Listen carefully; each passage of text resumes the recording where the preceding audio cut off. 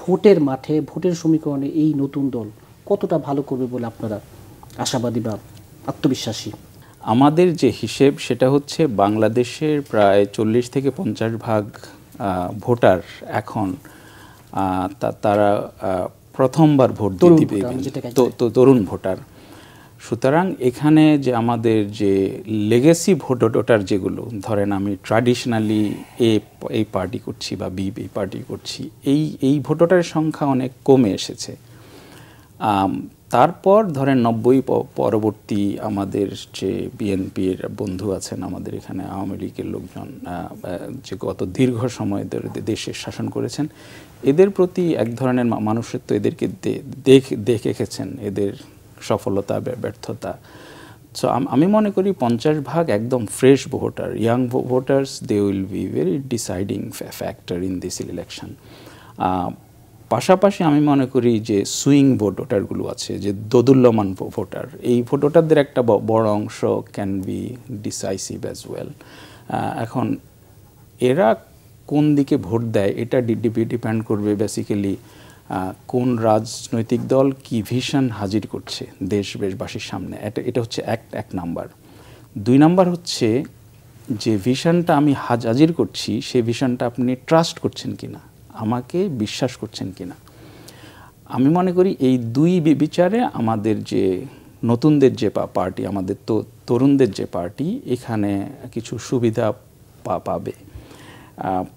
প্রথমত বিএনপির আমি আগে যেটা বললাম যে তাদের একটা হিস্ট্রি আছে, যে বিএনপি তো আগে 2 মেয়াদের রাষ্ট্র ক্ষমতায় ছিল, সফলতা ছিল, ব্যর্থতা ছিল, এবং বিএনপি কতটুকু করতে পারবে সেটা অলরেডি আমরা দেখেছি।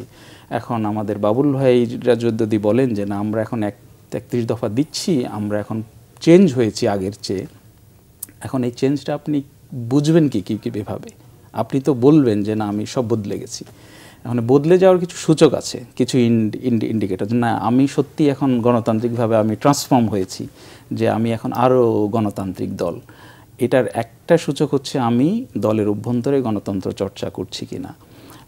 আমার তো মনে হয় না যে কেউ অ্যাগ্রি করবে যে গত 10, 15, 20 বছরে বিএনপির আভ্যন্তরীণ গণতান্ত্রিক প্রক্রিয়ার চর্চায় কোনো পরিবর্তন এসেছে। সুতরাং আপনার কথাটা কি শুধু কথার কথা, হলো ওয়ার্ড, নাকি আপনি মিন করছেন? এখন যদি মিন করেন তাহলে তো আপনার চর্চার মধ্য দিয়ে, আচরণের মধ্য দিয়ে সেটা, এই চর্চাটা যদি আপনি আভ্যন্তরীণ চর্চাটা ঠিক না করেন, আপনি যত ফ্যান্টাসি আমার সামনে দেন আমি তো ট্রাস্ট করব না। কিন্তু সুলতান মোহাম্মদ জাকারিয়া, আপনি বলছিলেন যে ভোটের মাঠে কিছু সুবিধাজনক জায়গায় যেহেতু তরুণ ভোটার, কিন্তু এই অভিযোগও আছে এই অন্তর্বর্তী সরকারের এক ধরনের বাড়তি সহানুভূতির জায়গা বলি, এক ধরনের বাড়তি কি বলবো পক্ষপাতের জায়গায়ও তো আপনাদের সুবিধার এই আলোচনাটা রাজনীতির মাঠে আছে।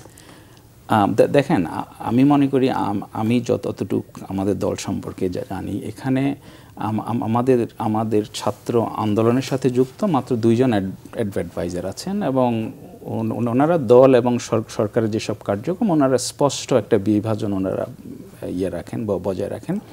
কিন্তু এর বাইরে আমি বাংলাদেশের যত জায়গায় আমি গেছি, যত জায়গায় আলাপ করেছি, আপনিও আপনার জায়গা থেকে একটু খোঁজ নেন, একেবারে তৃণমূল থেকে শুরু করে শীর্ষ পর্যায় পর্যন্ত আমার কাছে যে মেসেজটা, যে সরকারের ডিফ্যাক্টো চালাচ্ছে বিএনপি, তৃণমূলের একটা ইউনিয়ন পরিষদ, উপজেলা পরিষদের একটা কমিটির মেম্বারশিপ থেকে শুরু করে, স্কুলের সভাপতি থেকে শুরু করে সমস্ত জায়গায় বিএনপির স্থানীয় নেতারা এইসব জায়গাকে ওনারা ম্যানিপুলেট করে লোকজন বসিয়ে, ডিসি থেকে শুরু করে সব জায়গায় বিএনপি যেভাবে ওভারআর্চিং যে কন্ট্রোলটা করছে, আপনি এটা বলার কোনোভাবেই সুযোগ নাই যে এখানে ছাত্ররা বিএনপির চেয়ে বেশি সুবিধা বা জাতীয় নাগরিক পার্টি কোনো বাড়তি সুবিধা পাচ্ছে। আমি তো দেখি যে সরকার চালাচ্ছে 95% বিএনপির লোকজন মাঠ পর্যায়ে, শুধু আনুষ্ঠানিকভাবে ওনারা দল হিসেবে রাষ্ট্র ক্ষমতায় নেই।